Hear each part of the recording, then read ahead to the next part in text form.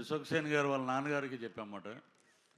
రామ్ చరణ్ గారి ఎంగేజ్మెంట్ అప్పుడు అది బాగా వైరల్ కూడా అయింది. అది అప్పుడు హీరో గారు వస్తున్నప్పుడు ఒక మాట చెప్పాము, ఇతను పెద్ద స్టార్ అవుతారండి ఫ్యూచర్లో అని చెప్పి. అలాగే అయ్యాడు ఆయన. ఈ సినిమాలో వస్తున్నారు అనుకుంటా, వచ్చాక మాట్లాడితే బాగున్నాను. చిరంజీవి గారు ఇంకా రావడానికి కొంచెం టైం పడుతుంది. పృథ్వీ గారు మీరు కంటిన్యూ చేసేయచ్చు ప్లీజ్.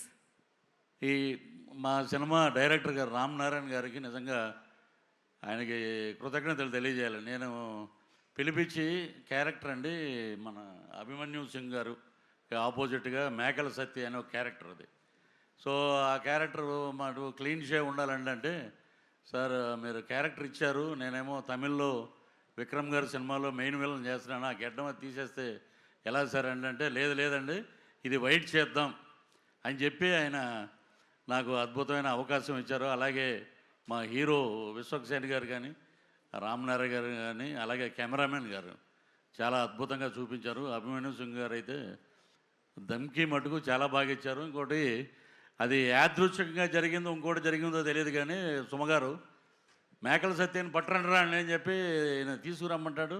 తీసుకెళ్ళి ఒక మేకలు ఉంటాయి గ్యాప్లో, షార్ట్ గ్యాప్లో ఎన్ని ఉన్నాయరా అన్న, ఈ ఒక 70 అంట, ఈ ఒక 80 అంట, 150 ఉన్నాయి మేకలు.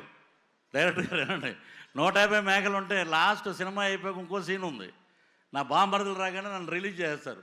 కరెక్ట్గా లెక్కేస్తే 11 ఉన్నాయండి. ఇది ఏమిటో నాకు అర్థం అవ్వాలి. అలాగా మాకు అన్నీ అలాగా సినిమాలో బ్రహ్మాండమైన ఇన్సిడెంట్లు పెట్టారు. అలాగే ఈ సినిమాలో అభిమన్యు సింగ్ గారు అయితే నేను సెట్లో ప్రతిరోజు చెప్పేవాడిని, మీరు అసలు ఎనర్జీ లెవెల్ అద్భుతంగా చేశారండి. ఆయనతో కలిసి పనిచేయటం నిజంగా ఒక అదృష్టం.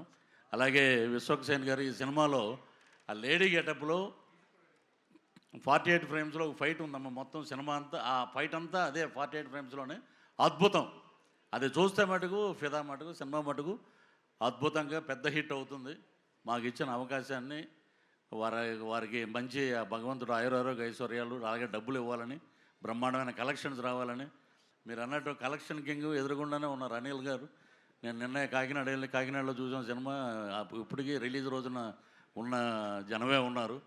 మా డైరెక్టర్ గారు ఇంకా అద్భుతమైన ఇప్పుడు పెద్ద ప్రాజెక్టులోకి వెళ్ళిపోయారు కాబట్టి ఈసారైనా మేము మిస్ అవ్వకుండా మీ వెనకాల తిరుగుతామని చెప్పి మనస్ఫూర్తిగా కోరుకుంటూ, ఈ అవకాశాన్ని ఇచ్చినటువంటి బ్యానర్, ఈ ప్రొడ్యూసర్ గారికి అందరికీ మరొక్కసారి నమస్కారాలు తెలియజేస్తూ thank you sir. Thank you Prithvi గారు. అండ్ పృథ్వీ గారా ప్రణీత్ గారా ఎవరు మాట్లాడుతున్నారు?